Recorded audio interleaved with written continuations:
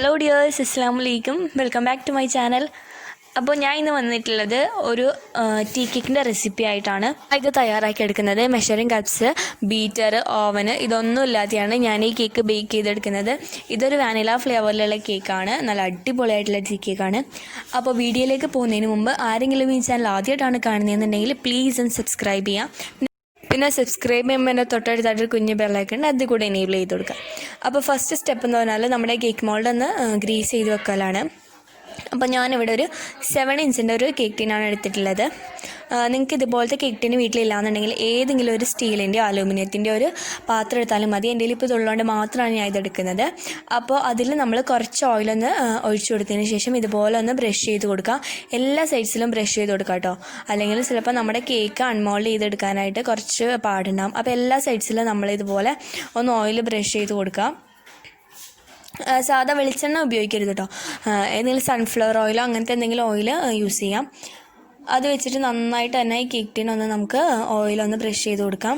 നിങ്ങൾ വെളിച്ചെണ്ണ എടുത്താൽ നമ്മുടെ കേക്കിന് വേറൊരു ടേസ്റ്റ് വരും.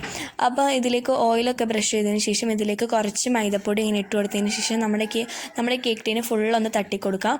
ഇങ്ങനെ ഫുള്ള് സൈഡ്സിലും താഴെയൊക്കെ തട്ടിക്കൊടുത്തതിന് ശേഷം ബാക്കി എക്സസ് ആയിട്ട് വരുന്നത് നമുക്ക് തട്ടിക്കളയാം. അപ്പോൾ അതാ കേക്ക് ടിൻ ഇവിടെ റെഡിയായി. ഞാൻ ബാക്കി എക്സസ് ആയിട്ട് വന്നതൊക്കെ എടുത്ത് മാറ്റിയിട്ടുണ്ട്. ഇനി നമ്മളിവിടെ മെഷറിംഗ് കപ്സ് യൂസ് ചെയ്യുന്നില്ല. അതിന് പകരമായിട്ട് ഞാൻ ഇന്നാളൊരു വീഡിയോയിൽ പറഞ്ഞ പോലെ ഇതുപോലെ ഒരു ഗ്ലാസ്സാണ് എടുക്കുന്നത്. നമ്മുടേതാ ഈ ഒരു വിരലിൻ്റെ അത്ര ഉണ്ടാവും മീഡിയം ഒരു ഗ്ലാസ്. ഇതുപോലത്തെ ഗ്ലാസ് ഇല്ലാന്നുണ്ടെങ്കിൽ നിങ്ങൾ ഏത് ഗ്ലാസ്സിലാണോ എടുക്കുന്നത് ആ ഗ്ലാസ്സിൽ തന്നെ ബാക്കി എല്ലാ ഇൻഗ്രീഡിയൻസൊക്കെ മെഷർ ചെയ്തെടുത്താലും മതി. ഇത് ഞാൻ മുന്നേ ഒരു വീഡിയോയിൽ ഇട്ടിട്ടുണ്ട്.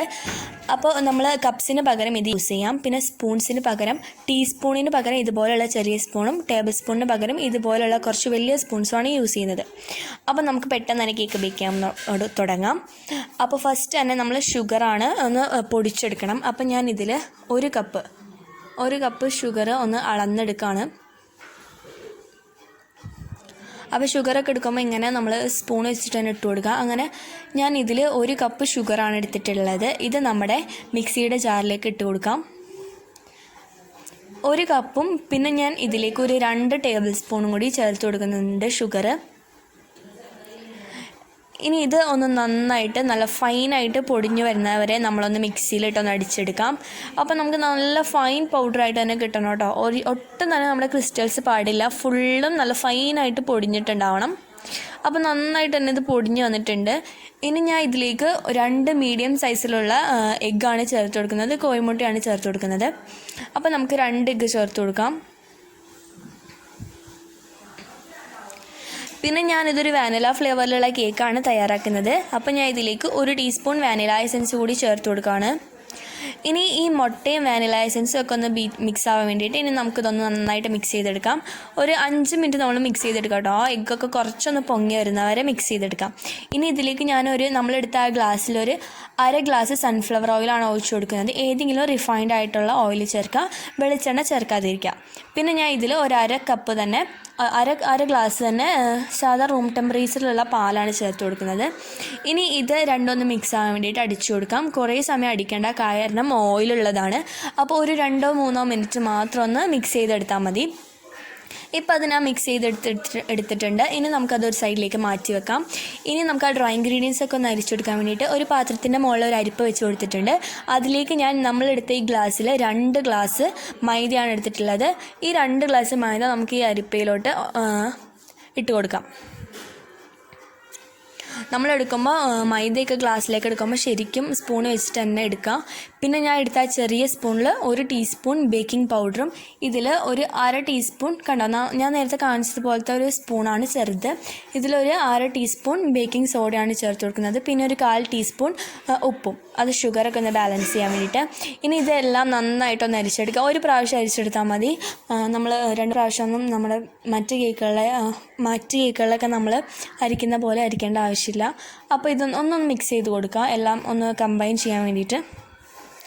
ഇനി നമ്മൾ നേരത്തെ അടിച്ചു വെച്ച ആ മിക്സിയുടെ ജാറിൽ നമ്മൾ അടിച്ചു വെച്ച ആ മുട്ടേൻ്റെ മിക്സിലേക്ക് നമ്മൾ ഈ മൈദ ഫുള്ളൊന്ന് ചേർത്ത് മിക്സ് ചെയ്തെടുക്കാം. നിങ്ങൾക്ക് വേണമെങ്കിൽ ഇതുപോലെ നേരിട്ട് മിക്സിയിലേക്ക് ആ മൈദയൊക്കെ ചേർത്തിട്ട് മിക്സ് ചെയ്യാം.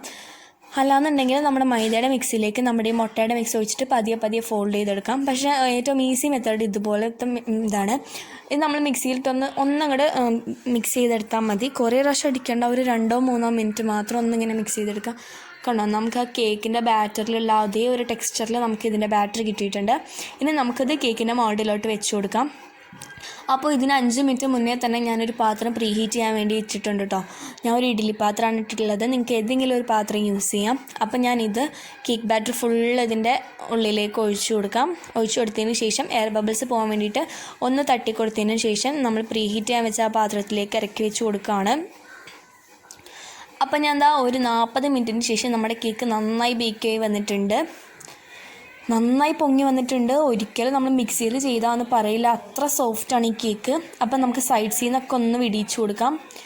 പെട്ടെന്ന് തന്നെ നമുക്ക് ഡീമോൾഡ് ചെയ്തെടുക്കാൻ പറ്റും. കാരണം നമ്മളിതിൽ മൈദയാണ് ഇട്ടിട്ടുള്ളത്. പെട്ടെന്ന് തന്നെ നമുക്ക് ഡീമോൾഡ് ചെയ്തെടുക്കാനായിട്ട് പറ്റും.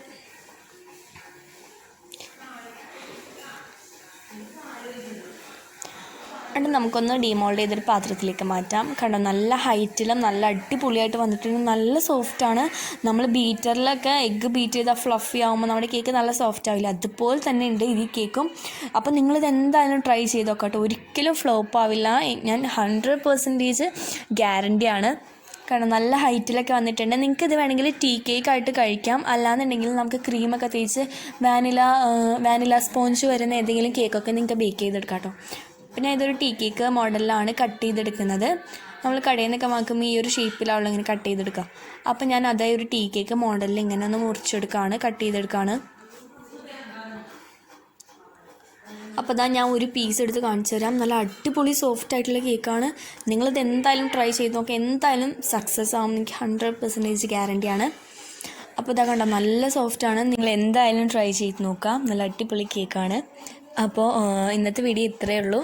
അപ്പോൾ നിങ്ങൾ ട്രൈ ചെയ്തതിന് ശേഷം നിങ്ങളുടെ ഫീഡ്ബാക്ക് അറിയിക്കുക. പിന്നെ സബ്സ്ക്രൈബ് ചെയ്യാത്തവരാണെങ്കിൽ സബ്സ്ക്രൈബ് ചെയ്യുക, ലൈക്ക് ചെയ്യുക, ഷെയർ ചെയ്യുക, അതുപോലെ തന്നെ കമൻറ്റ് ചെയ്യുക. പിന്നെ നിങ്ങൾക്ക് റെസിപ്പീസ് എന്തെങ്കിലും വേണമെന്നുണ്ടെങ്കിൽ നിങ്ങൾ കമൻറ്റ് ചെയ്താൽ അതിനായിട്ട് ശ്രദ്ധിക്കാം. Thanks for watching.